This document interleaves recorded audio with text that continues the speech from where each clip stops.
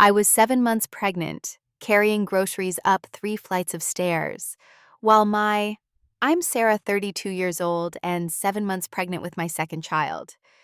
We live in a third-floor apartment with my husband James and our 4-year-old daughter Emma.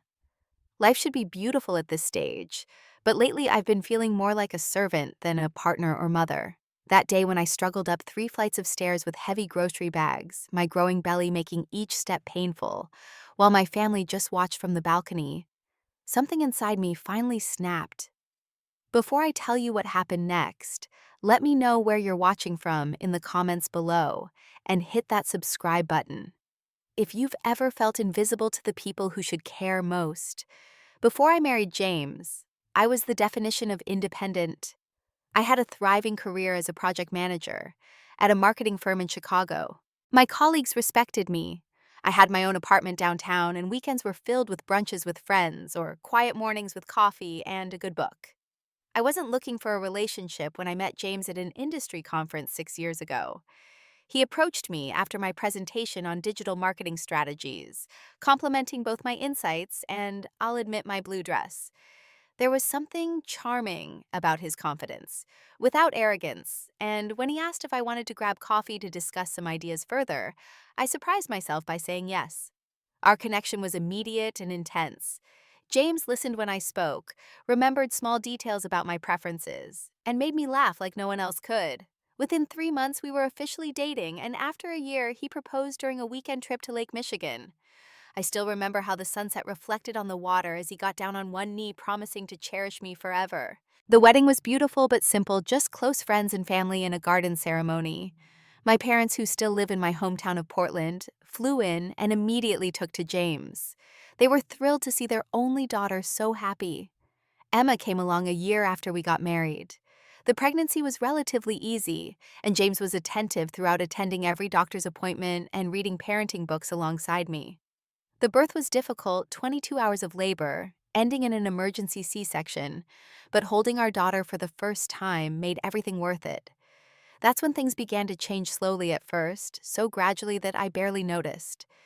James started coming home later from work. His weekend golf games with friends became a sacred ritual that couldn't be interrupted. When Emma would cry at night, he'd roll over and pretend to be asleep, leaving me to handle it despite my surgical recovery. It's just temporary, I told myself. He's adjusting to fatherhood. But temporary stretched into permanent. By the time Emma turned 2, James had settled comfortably into a role of occasional parenthood, stepping in for the fun moments, but leaving the hard work to me. Still, we had good days. He would sometimes surprise me with dinner reservations or bring home flowers for no reason. Then his parents, Margaret and Richard, announced they were moving from Philadelphia to be closer to their only grandchild. I initially welcomed the support, imagining helpful grandparents who might watch Emma occasionally, so James and I could reconnect. The reality was quite different. Margaret had opinions about everything, from how I dressed Emma to what foods I fed her. When James was little, we never allowed sugary cereals, she'd say, while reorganizing my pantry without asking. Richard was less intrusive, but constantly backed up his wife, creating a united front against my parenting decisions. We were living in a 2-bedroom apartment at the time. The plan was to save for a house, but Chicago real estate prices meant we needed at least another year or two. The building was older, with no elevator, just 3 flights of narrow stairs that became increasingly difficult to navigate as my pregnancy progressed. This second pregnancy was planned, sort of. We talked about giving Emma a sibling, and one night after a rare romantic dinner, one thing led to another. When I showed James the positive test, his reaction was muted. "That's great," he said, barely looking up from his phone. "Hope it's a boy this time." His parents were thrilled, but immediately turned the news into a commentary on our living situation. "You can't possibly raise 2 children in this tiny apartment," Margaret declared. "Richard, we need to help them find a proper house." My daily routine became increasingly exhausting. I'd wake up at 6 to get myself ready for work before Emma stirred. James would sleep until 7, then spend 30 minutes in the bathroom before grabbing coffee and heading out, leaving me to get Emma dressed, fed, and delivered to preschool before starting my own commute. After work, I'd pick up Emma, prepare dinner, supervise bath time, read bedtime stories, and clean up the kitchen. James would arrive home around 7. eat the dinner I'd saved for him, then settle on the couch with his laptop or phone until bedtime. Weekends weren't much different, except for the addition of his parents coming over to help, which usually meant more work for me as I served drinks and snacks while they criticized my housekeeping. "You look tired, Sarah," Margaret would observe. "You should take better care of yourself for the baby's sake." I stopped sharing my frustrations with James after he accused me of being too sensitive. "They're just trying to help," he'd say. "You should be grateful." The pregnancy was harder this time. Morning sickness lasted well into the second trimester, and my back constantly ached from the combination of carrying a growing baby and lifting a 4-year-old. My doctor advised rest and support, two things in short supply in my household. Through it all, I kept hoping things would improve once the baby arrived. James had been so different during my first pregnancy, and sometimes I caught glimpses of that man when he would absently rub my shoulder as he passed, or ask about my doctor's appointments. But those moments were rare flashes of light in an increasingly dark situation. The day before the grocery incident, I had my 7-month checkup. The doctor frowned slightly while measuring my belly and checking my blood pressure. "Your blood pressure is higher than I'd like Sarah," Dr. Patel said, making notes in my chart. "And the baby is measuring a bit small for this stage." My heart immediately raced with worry. "Is something wrong? Is the baby okay?" She smiled reassuringly, but her eyes remained serious. "It's not an emergency situation, but I am concerned about potential intrauterine growth restriction. The high blood pressure could be a sign of developing preeclampsia. We need to monitor both closely." She prescribed rest-reduced stress and increased protein in my diet. I laughed internally at the reduced stress recommendation. If only she knew. In the car after the appointment, I called James, needing to share my worries with someone. "James, the doctor is concerned about the baby's growth. My blood pressure is too high and I need to rest more." "Can't talk now, Sarah. I'm heading into a meeting," he replied, his voice distant and distracted. "But James, this is important. The baby. We'll talk tonight. Okay, gotta go." He hung up before I could respond. I sat in the hospital parking garage for 10 minutes, hands gripping the steering wheel, fighting back tears. I felt so alone in that moment, carrying not just a child, but all the worry that came with it. When I got home, I found Margaret and Richard in the nursery. We'd set up in the corner of our bedroom. They had removed the pale green curtains I'd carefully selected and were hanging navy blue ones instead. "What are you doing?" I asked, unable to hide my shock. Margaret turned beaming. "We're fixing up the nursery. These green curtains were far too girly, and since you're having a boy, we thought blue would be more appropriate." "We don't know it's a boy," I said, feeling my blood pressure rise further. "We decided not to find out the gender." "Oh, it's definitely a boy," Margaret said confidently.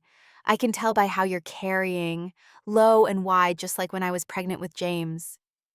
"Plus," Richard added, "James needs a son. Every man wants a son." I wanted to scream that what James needed was to be a better father to the child we already had, regardless of gender. Instead, I quietly excused myself and went to pick up Emma from preschool. That evening, as I was helping Emma get ready for bed, she looked up at me with her innocent brown eyes. "Mommy, why are you sad?" I tried to smile. "I'm just tired, sweetie. Growing a baby is hard work." She nodded solemnly. "Daddy says you're too emotional now because of the baby in your tummy." The words hit me like a slap. So that's what he was telling our daughter about me. Not that I was working hard or being brave, but that I was too emotional. I barely slept that night, turning his words over in my mind alongside the doctor's concerns. The baby moved restlessly inside me, as if sensing my distress. Morning brought another wave of nausea, worse than it had been in weeks. I rushed to the bathroom, emptying what little was in my stomach. James, awakened by the noise, knocked once on the door. "You okay in there?" "Not really." I managed between heaves. "Well, I've got an important meeting this morning. Can you handle Emma's breakfast? Mom and Dad said they'll be over around 10. Before I could respond, I heard him moving away, the sounds of him dressing and gathering his things fading as I remained hunched over the toilet. By the time I emerged pale and shaky, James was gone. Emma sat at the kitchen table attempting to pour herself cereal and spilling most of it on the floor. I'm hungry, Mommy, she said, looking guilty about the mess. I summoned a smile and helped her clean up, then made proper breakfast for both of us.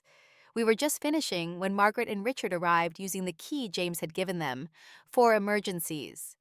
Oh dear, Margaret said, surveying the kitchen. You really should wipe down the counters after breakfast, Sarah. Crumbs attract ants.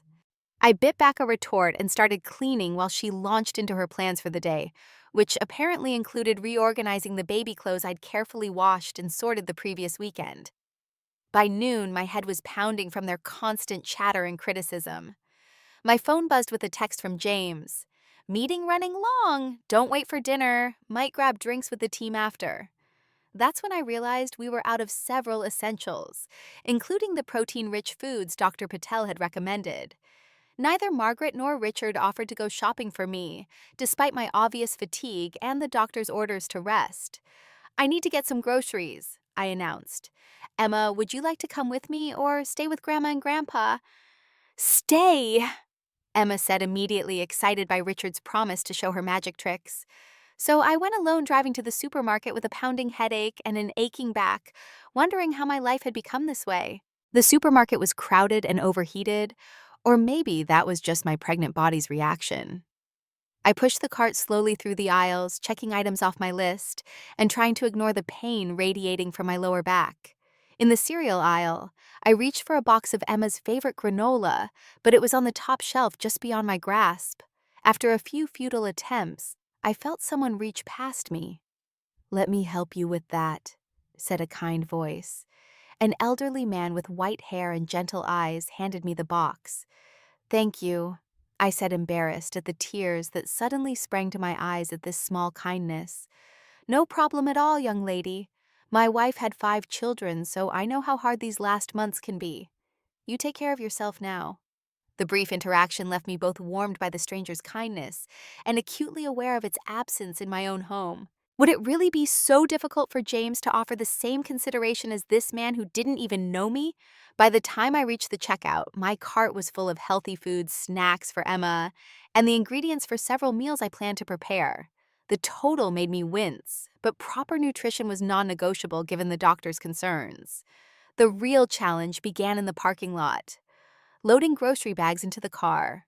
While 7 months pregnant was an exercise in awkward maneuvering. Each stretch and bend sent shooting pains through my back, and by the time I finished, I was breathless and sweating despite the cool autumn air. The drive home was mercifully short, but as I pulled into our apartment complex, my heart sank. There on our third-floor balcony, I could see my entire family. James had apparently returned early from work and was lounging in a chair, phone in hand. His parents sat at the small table we kept outside drinks in front of them, while Emma played with her dolls nearby. For a moment, I sat in the car observing them. They looked so relaxed, so unburdened. Did it occur to none of them that I might need help? That carrying groceries up 3 flights of stairs might be difficult for someone 7 months pregnant? I took a deep breath, gathered my strength, and began the process. The first trip wasn't too bad, just 2 light bags that I could manage without much strain. As I approached the stairs, I looked up toward our balcony, making eye contact with James. He nodded in acknowledgement, but made no move to come help. Margaret waved cheerfully while remaining seated. "Do you need anything else from the car, Sarah?" Richard called down. "Yes, there are about 8 more bags," I replied, hoping the hint would be obvious. "Well, don't try to carry too much at once in your condition," Margaret advised, taking a sip of what looked like iced tea. I returned to the car, my steps growing heavier. The second trip was harder, 3 bags on each arm cutting into my skin despite their handles. The weight pulled on my shoulders and strained my back. By the first landing, I was already breathing heavily. The pain started as a dull ache in my lower abdomen and radiated outward. Not contractions, I told myself, just the strain. But as I continued to climb, stopping frequently to catch my breath, I couldn't ignore the warning signals my body was sending. From above, I could hear Emma's delighted laughter as James apparently did something amusing. The sound would normally warm my heart, but now it just emphasized how excluded I was from their moment of joy, struggling alone with a task that should have been shared. By the third trip, I was moving slowly, each step deliberate and painful. Sweat dampened my shirt despite the cool breeze, and my vision occasionally blurred from exertion. One bag contained milk and juice, making it particularly heavy, and I had to stop multiple times during the ascent. Looking up, I saw all four of them still on the balcony. James was now on a call, pacing back and forth, gesturing animatedly about something apparently important. His parents were engrossed in conversation, and Emma had moved on to coloring in her book. Not one of them looked down to check on my progress. Not one of them seemed concerned about the pregnant woman laboring up the stairs with their food. The final trip was the worst. The remaining bags contained potatoes, apples, and canned goods, essential items, but terribly heavy. My fingers turned white from gripping the plastic handles, and each step sent a jolt of pain through my pelvis. Halfway up, I had to set the bags down and lean against the wall, breathing deeply and trying to calm the baby who was kicking furiously in protest of the exertion. When I finally reached our floor, I was drenched in sweat, my hair sticking to my forehead, my maternity shirt clinging uncomfortably to my rounded belly. The pain in my back had intensified to the point that I wondered if I should call the doctor. I fumbled with the keys, struggling to open the door while balancing the grocery bags. No one came to help.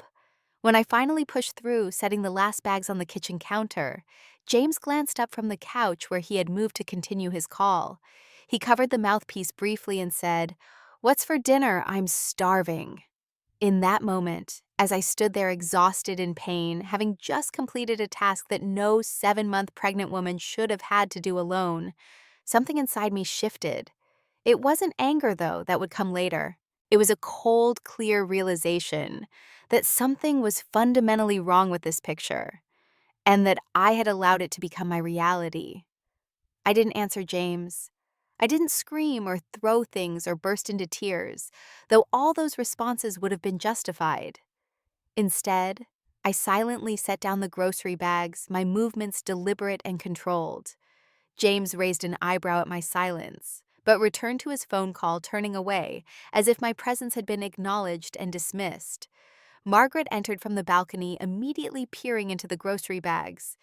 "Did you remember to get decaf coffee? Richard and I are trying to cut back on caffeine." I walked past her without a word and headed straight for our bedroom, closing the door quietly behind me. Only then, in the privacy of that small space, did I allow myself to feel the full weight of what had just happened. The tears came hot and fast, streaming down my face as I sat heavily on the edge of the bed. My body ached from the physical exertion, but it was nothing compared to the pain in my heart. How had I allowed myself to become so invisible, so undervalued in my own home? When had I accepted that my needs, my health, the well-being of our unborn child were less important than everyone else's comfort? I caught sight of myself in the mirror across the room, a woman I barely recognized. Hair, disheveled face, blotchy from crying, one hand cradling my swollen belly protectively. This wasn't me. This wasn't the strong, independent Sarah who had built a career and a life on her own terms. Flashbacks of earlier, happier times with James flooded my mind. Our first date when he insisted on walking me to my door even though it was raining. The time I had the flu and he took 2 days off work to care for me, making homemade chicken soup from his grandmother's recipe. The look of wonder and love on his face when he first held Emma, whispering promises to always protect her. Where had that man gone? Had he ever really existed? Or had I just seen what I wanted to see?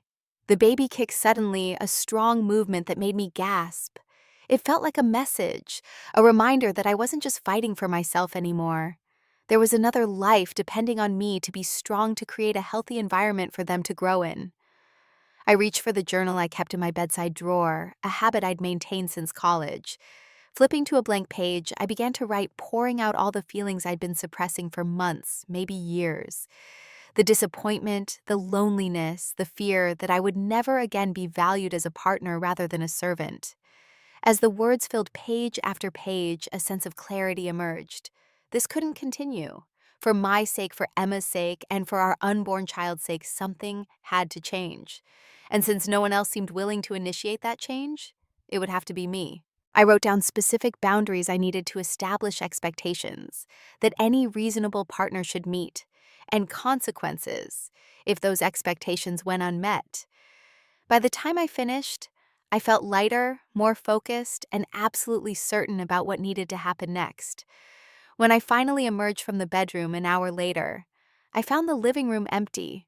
Following the sounds of conversation and clinking silverware, I discovered my family seated around the dining table eating takeout pizza. The groceries remained unpacked on the kitchen counters, including the refrigerated items that should have been stored immediately. "There you are," James said casually. "We thought you might be napping, so we ordered pizza. There's some left if you want it." They had started dinner without me, without even checking if I was okay. The realization should have hurt, but instead it just reinforced my resolve. As I stood there, a sharp pain shot through my abdomen, causing me to wince and grab the doorframe for support. It wasn't a contraction, but it was definitely my body sending a warning signal. "Sarah, are you all right?" Emma asked, the only one who seemed genuinely concerned. "I'm fine, sweetie," I assured her, though I wasn't certain that was true. James glanced up briefly. "You probably overdid it with the groceries. Why don't you sit down and eat something?" Before I could respond, Margaret chimed in. "When I was pregnant with James, I worked full-time as a teacher right up until the day I gave birth. Pregnancy isn't an excuse to neglect your responsibilities, Sarah." That was it. The final straw. The words that broke the dam of my carefully controlled emotions. "An excuse," I said, my voice unnaturally calm. "Is that what you think this is? An excuse?" The table fell silent, all eyes turning to me. I rarely challenged Margaret directly, preferring to maintain peace for Emma's sake. "I spent today carrying our child, your grandchild." I continued, looking directly at Margaret.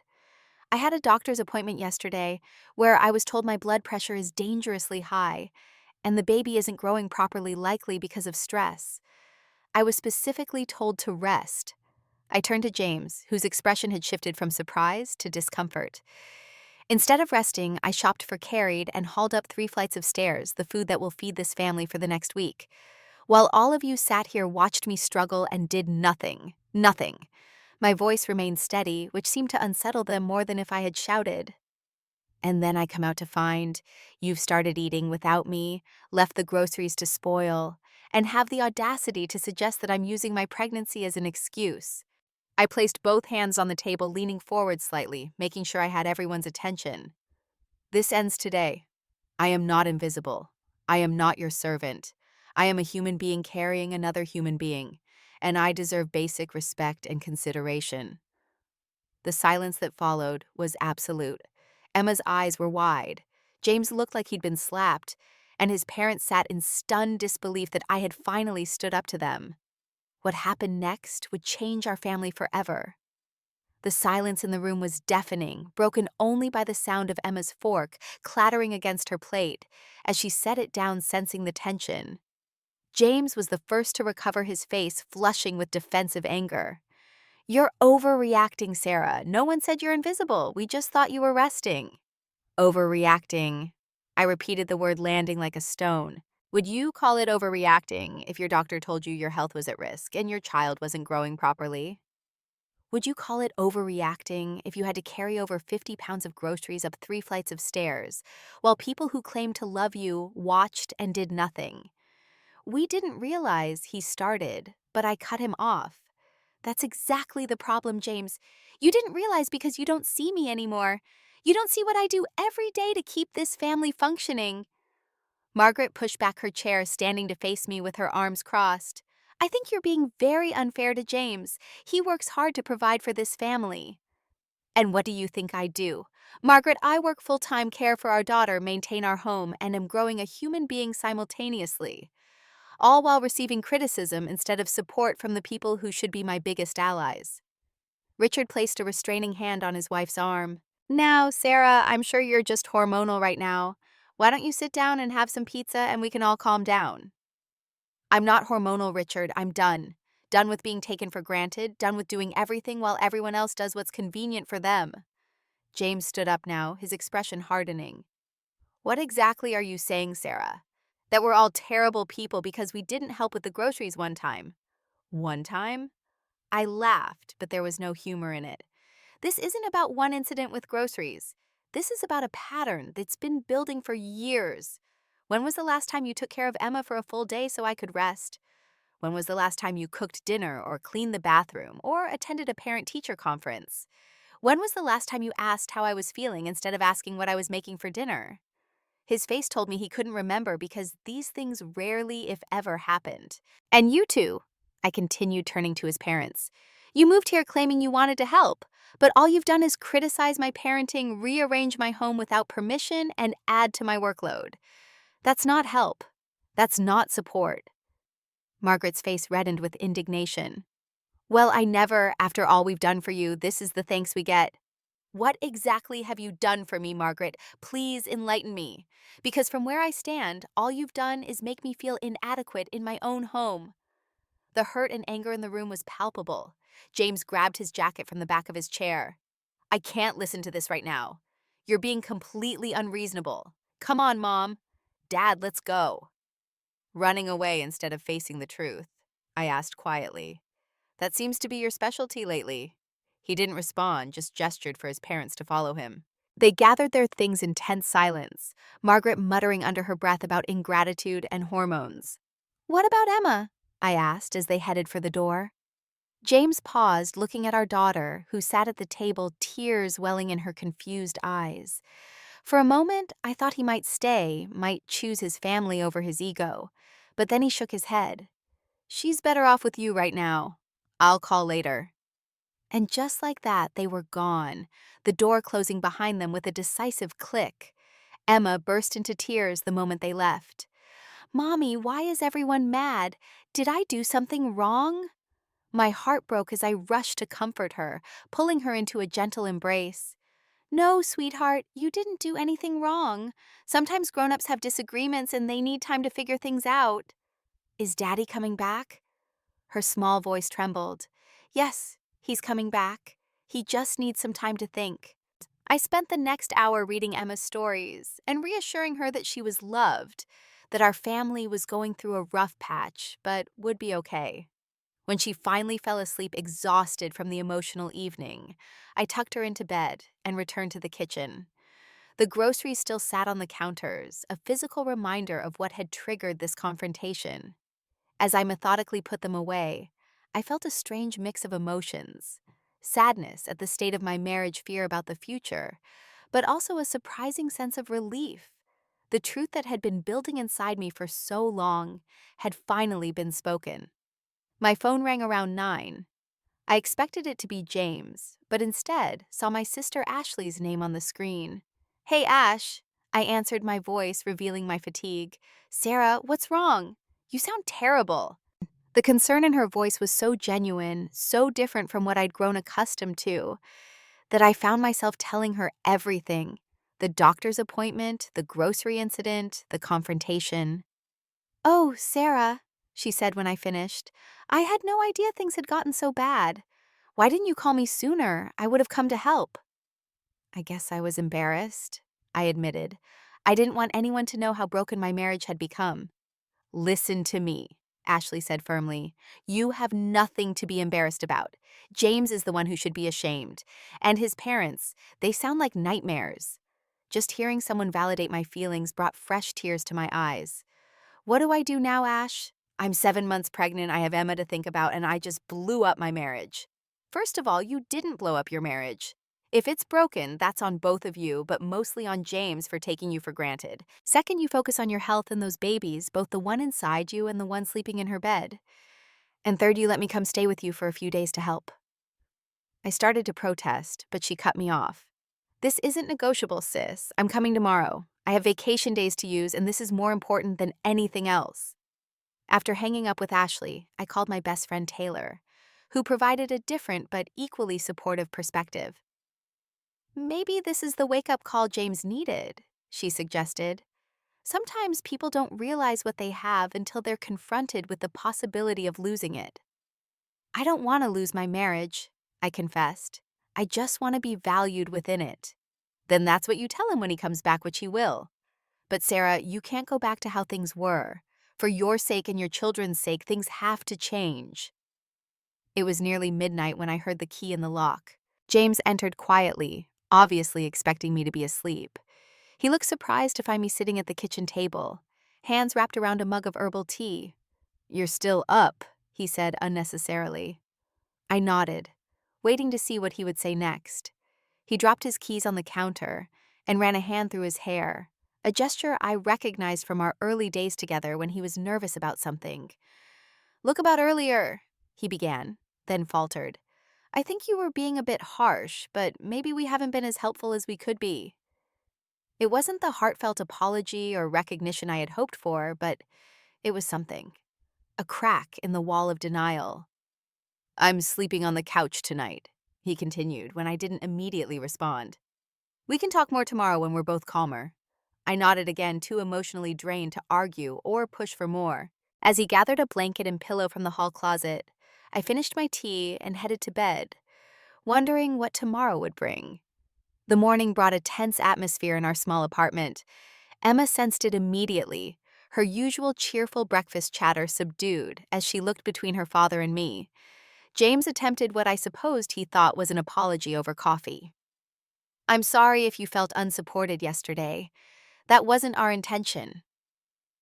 The phrasing, the classic non-apology of "I'm sorry if you felt," rather than "I'm sorry that I did," told me he still didn't truly understand. "James, this isn't about intentions. It's about actions, or the lack thereof. It's about patterns that have become so entrenched that you don't even see them anymore." He sighed, clearly frustrated that I wasn't accepting his olive branch. "What do you want from me, Sarah?" I said I was sorry. "I want partnership. I want to feel like we're in this together, raising our children, building our life as equals. I want to know that when I need help, I can count on you without having to ask, just as you count on me every day without asking." Before he could respond, his phone rang. His mother. He hesitated, looking at me, then answered, "Hey, Mom. Yeah, we're fine. No, she's still upset." I couldn't believe he was discussing me in the third person while I sat right across from him. I stood up, taking my dishes to the sink. "James, I'm going to take Emma to preschool. We'll talk more later." As I left, I could hear Margaret's voice through the phone, loudly proclaiming that I was being unreasonable, and James needed to stand his ground. So much for hoping they might reflect on their role in the situation. Throughout the day, I received a series of texts from James's parents, each one more critical than the last. Margaret accused me of trying to come between them and their son, of being ungrateful for all they'd done, of using my pregnancy as a weapon. I didn't respond to any of them, but after the fifth message, I called James directly. "Your parents are bombarding me with accusatory texts," I told him when he answered. "I need you to tell them to stop. This is between us, not them." "They're just upset, Sarah. You said some pretty harsh things to them. And they've been saying harsh things to me for years. The difference is I finally stood up for myself. If you want any chance of resolving this, you need to set boundaries with your parents now." "Boundaries? They're my parents, Sarah. And I'm your wife, carrying your child while also caring for your daughter.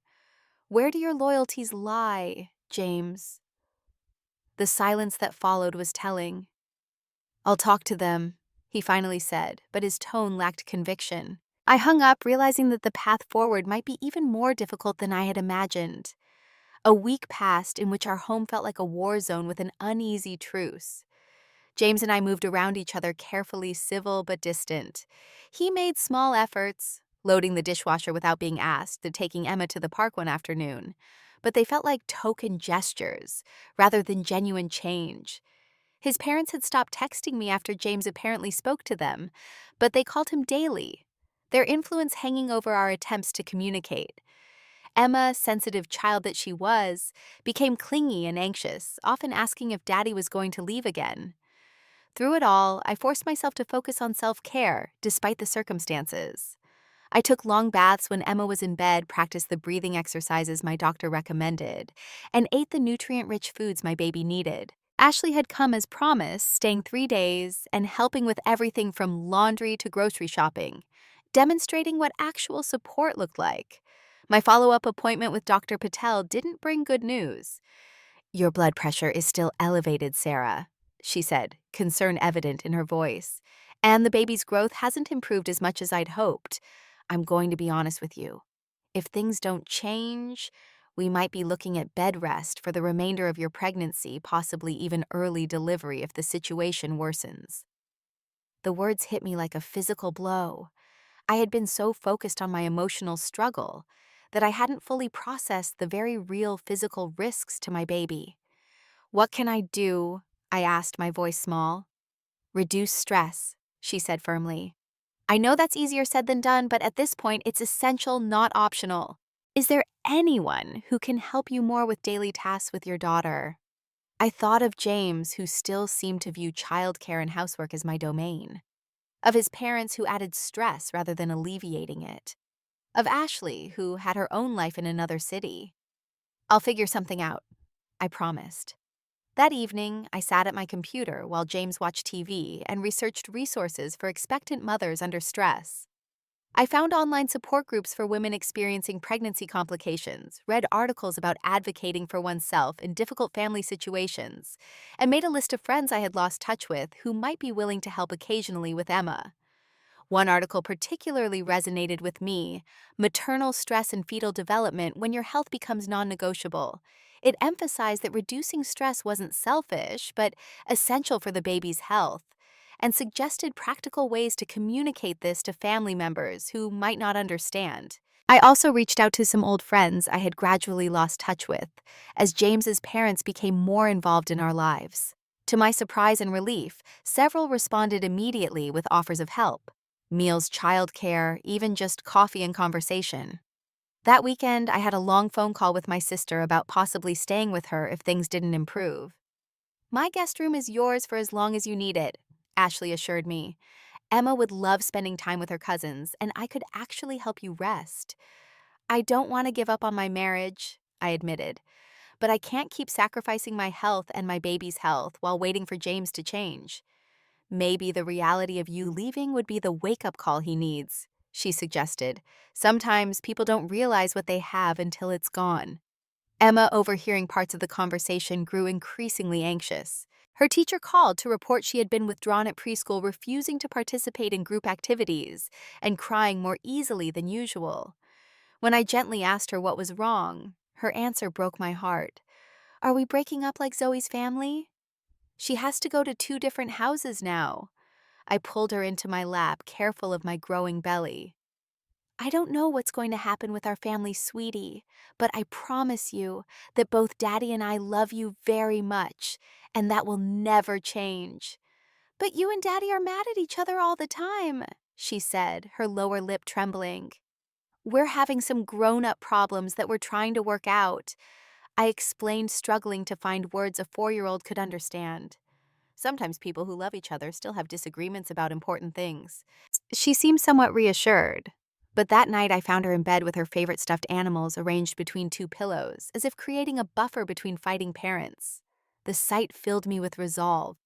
Whatever happened with James and me, we had to handle it better for Emma's sake.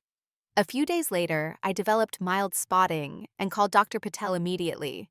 She advised me to come in for monitoring, emphasizing that while it might be nothing serious with my history of complications, we couldn't take chances. I was alone with Emma when the spotting started, James having gone to his weekly golf game despite my obvious fatigue that morning. With no choice, I called Taylor, who rushed over to watch Emma while I went to the hospital. The monitoring showed the baby was stable, but my blood pressure had spiked dangerously high. Dr. Patel was blunt. "Sarah, this is a warning sign we can't ignore. I'm prescribing partial bed rest for the remainder of your pregnancy. That means you can get up for basic necessities, but otherwise you need to be lying down or sitting with your feet up.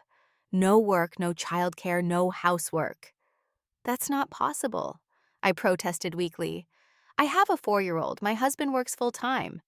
"Then your husband needs to step up, or you need to find another solution," she said firmly. "This isn't negotiable. We're talking about preventing preeclampsia, preterm labor, and potential long-term health issues for both you and your baby." I left the hospital with a prescription for blood pressure medication and strict instructions for rest, feeling overwhelmed by the impossibility of my situation. When I got home, I found Emma napping and Taylor waiting anxiously. "What did they say?" she asked, taking in my pale eyes and the papers clutched in my hand. I explained the doctor's orders, the tears I had been holding back finally spilling over. "How am I supposed to do this? Taylor James barely helps as it is." "You call him right now and tell him to come home," she said decisively. This is an emergency, Sarah. If he doesn't respond to this, then. She didn't finish the sentence, but she didn't need to. We both knew what it would mean if James couldn't step up even in this situation. I called him the phone ringing several times before he answered. Background noise told me he was still at the golf course, probably at the clubhouse bar by this time. James, I need you to come home now. I had to go to the hospital. There were complications with the baby. His voice immediately sobered. What? Are you okay? Is the baby okay? For now, yes, but the doctor has put me on bed rest. I can't work, can't take care of Emma, can't do anything around the house. I need you to come home and help me figure this out. I'll be right there, he said, and I heard movement, the sound of him gathering his things. After I hung up, Taylor helped me settle on the couch, bringing me water and making sure I was comfortable, before she had to leave for a prior commitment. Emma woke from her nap and came to curl up beside me, sensing my need for quiet. James arrived home 30 minutes later, looking genuinely worried. He knelt beside the couch, his eyes scanning my face. What happened? What did the doctor say? I explained the situation. The spotting, the elevated blood pressure, the risk of serious complications if I didn't rest. For the first time in months, maybe years, he seemed to really listen to understand the gravity of what was happening. What do you need me to do? He asked when I finished. And the simple question, the acknowledgement that I needed help, nearly made me cry again. I need you to be a partner, I said quietly. I need you to take care of Emma, to run the household, to protect me from your parents' criticism, so I can actually rest. I need you to step up in all the ways you haven't been. He nodded slowly, and I saw something shift in his expression. A dawning realization that perhaps he had missed something important, that the stakes were higher than he had allowed himself to acknowledge. I can do that, he said. And though I had heard promises from him before, something in his tone made me believe that this time might be different. Later that evening, as he made dinner for Emma while I rested on the couch, I observed him carefully. He was clumsy in the kitchen, obviously unfamiliar with where things were kept, but he was trying. When Emma spilled her juice, he cleaned it up without comment. When she asked for a different story than the one he chose at bedtime, he patiently found the book she wanted. It was a start, but I knew one evening of effort didn't erase years of neglect. The real test would come in the days ahead when the initial shock wore off and the reality of sustained effort set in. The following day brought the first real challenge when his parents arrived unannounced, using their key to let themselves in despite my text explaining that I needed quiet rest. "We heard you had some problems," Margaret announced, marching into the living room where I was reclining. "We came to help with Emma."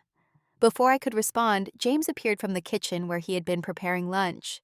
"Mom, Dad, I appreciate you wanting to help, but Sarah needs complete rest right now. That means quiet and low stress." Margaret looked taken aback. "Well, that's why we're here to help with Emma, so Sarah can rest." "I'm handling Emma," James said firmly, "and Sarah and I agreed that she needs calm right now, which means limiting visitors." Richard frowned. "Are you saying we're not welcome in our own son's home?" "I'm saying that right now Sarah's health and our baby's health are the priority. We appreciate your concern, but we need to follow the doctor's orders." I watched this exchange in amazement. James had never stood up to his parents before, certainly not for my sake. Margaret's face cycled through shock, hurt, and indignation, while Richard looked like he couldn't quite believe what he was hearing. "I see," Margaret said stiffly. "Well, if you change your mind about needing help from your family, you know where to find us." They left shortly afterward, the door closing a bit harder than necessary behind them. James turned to me with a slightly shell-shocked expression. "That was harder than I expected." I reached out my hand to him, and he came to sit beside me on the couch. "Thank you," I said simply. He nodded, taking my hand in his. "I've been thinking a lot about what you said last week, about being invisible, about carrying everything alone. I didn't want to see it because seeing it meant acknowledging how much I failed you." It was the most honest thing he'd said to me in years, and it opened the door to the first real conversation we'd had since I couldn't remember when. We talked for hours that afternoon, while Emma napped and then played quietly with her toys nearby. We talked about how we had drifted apart after her birth, how his parents' influence had grown disproportionately, how we had both stopped communicating our needs effectively. "I can't promise I'll get everything right immediately," he said toward the end. "I've had some pretty bad habits for a long time. But I want to try Sarah. I want us to be partners again."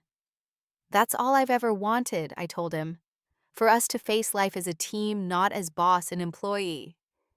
It was just the beginning of a long process of rebuilding, but for the first time in months, I felt a glimmer of hope that our family might not just survive, but actually heal. 2 months later, our apartment looked different, not because we had moved or redecorated, but because the energy within it had transformed. James had taken an active, engaged role not just in caring for Emma and me, but in preparing for our new baby's arrival. The corner of our bedroom that served as a nursery now contained a crib assembled entirely by James, something he had left to his father last time. He had painted the walls a gentle sage green, a compromise we reached together after lengthy discussion. The curtains were neither the girlish ones I had originally chosen, nor the boyish blue his mother had tried to impose, but a pattern of stars and moons that would work for any child. Emma thrived with her father's increased attention. They had developed their own routines and inside jokes, and she no longer asked anxiously if he was coming back whenever he left for work. I watched them build block towers together, James displaying more patience than I had known he possessed, and felt my heart swell with cautious hope. My health had improved significantly with proper rest and reduced stress. The baby was growing appropriately now, and Dr. Patel had relaxed some of the strictest bed rest requirements, though I still needed to take things easy. The most significant change, however, was in our relationship with James's parents. After that confrontational day when he asked them to leave, James had initiated several difficult but necessary conversations with them about boundaries. "They're not happy about it," he confessed one evening after a particularly tense phone call with his mother. "Mom keeps saying I'm choosing you over them as if it has to be a competition." "It doesn't have to be," I reminded him. "They can still be involved grandparents without dictating how we live our lives." "I know. I think they'll adjust eventually, but it's going to take time." We established clear rules: no using their key except in genuine emergencies, calling before visiting, respecting our parenting decisions even when they disagreed, and absolutely no criticizing me in front of Emma. Margaret and Richard pushed back against these boundaries repeatedly, testing to see if James would enforce them. But to his credit, he remained firm. Their visits became less frequent, but more pleasant. Without the constant power struggle, we were all able to relax more, and I even found myself enjoying Richard's silly magic tricks that delighted Emma so much. On a sunny afternoon in early spring, I felt the first contractions begin. Unlike my labor with Emma, which had been long and difficult, these pains came on strong and regular immediately. James was prepared calmly gathering our hospital bags, while calling his parents to come stay with Emma. "Remember, no matter what happens at the hospital, no criticism of Sarah." I heard him remind them firmly before hanging up. The drive to the hospital was quick, James navigating carefully but efficiently through traffic while I focused on my breathing. Unlike my first delivery, I felt supported, seen, and valued throughout the process. Nathan James Williams entered the world after just 6 hours of labor, a healthy 7 pounds 4 ounces, despite the earlier concerns about his growth. When the nurse placed him in my arms, I looked up to find James watching us with tears in his eyes. "He's perfect," he whispered gently, touching our son's tiny hand. "And you're incredible." The first test of our new boundaries came the very next day when James's parents arrived at the hospital with Emma in tow. Margaret immediately reached for the baby without asking, a habit she had displayed constantly with Emma. "Mom," James said quietly but firmly. "Please ask Sarah first if you can hold Nathan. She just fed him and might want to rest with him a bit longer." Margaret froze clearly, battling between her desire to hold her grandson and her need to assert dominance. Finally, she turned to me. "May I hold him, Sarah?" The simple act of being asked, of having my position as mother respected, meant everything. "Of course," I said, carefully transferring Nathan to her arms. "Support his head, he likes to stretch." She nodded, her expression softening as she gazed down at Nathan. For a brief moment, we were just two women sharing in the miracle of new life, not adversaries in a power struggle. The real breakthrough came later that day when a nurse entered to check my vitals. Margaret started to instruct her on how she should be doing her job, a typical behavior that had mortified me in the past. Before I could say anything, James spoke up. Mom, I'm sure the nurse knows how to do her job. Let's give her space to work. Margaret looked shocked, but Richard placed a hand on her arm. He's right, dear. Let the professionals do their jobs. It was the first time I had seen Richard openly contradict his wife, and judging by Margaret's expression, it wasn't a common occurrence. She fell silent, and the nurse shot me a grateful look as she completed her checks. When we brought Nathan home 3 days later, our apartment felt different. Not just because it now contained a newborn, but because it truly felt like our space governed by our rules and values.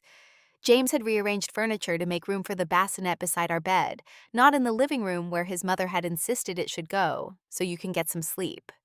The first few weeks with a newborn were exhausting, but beautiful. James took 2 weeks of paternity leave, something he hadn't done with Emma, and proved himself a competent, involved father to both our children. He changed diapers without being asked, got up for night feedings to bring Nathan to me, and then settle him back down afterward, and made sure Emma didn't feel forgotten in the excitement of the new baby. 3 months after Nathan's birth, I returned to work part-time, an arrangement my company happily accommodated.